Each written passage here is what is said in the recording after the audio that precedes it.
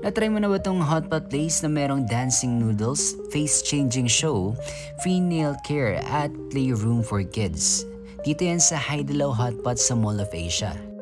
I would say so far ito na yung best hotpot experience ko. Masarap yung food nila from broth, meat, hotpot balls, and side dish. Nagustuhan ko talaga pati yung sauce and yung plum juice nila.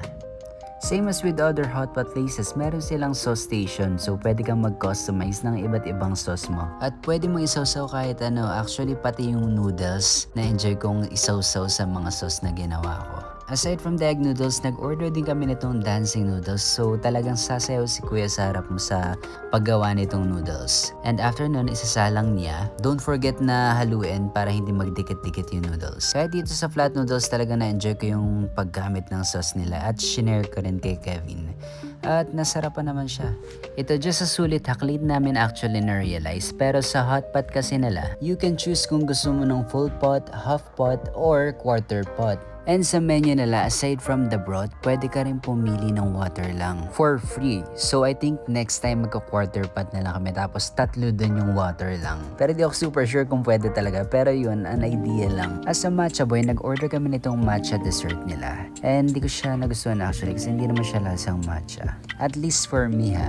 Kung may kasama kayo mag-birthday, don't forget na sabihin sa staff kakantahan nila yung birthday celebrant with free dessert. Itong steamed bun na sinasawsaw sa condensed. So para siyang donut sa mga local bakery pero masarap. Meron nga pala silang free only ice cream. So ito talaga yung isa sa inabuso namin dito sa Haidilao. At habang nagde-dessert, sakto dumating tong face-changing performer nila. Medyo nakulangan lang ako sa surprising parts. Pero enjoy pa rin naman for me, especially if may kasama kang family.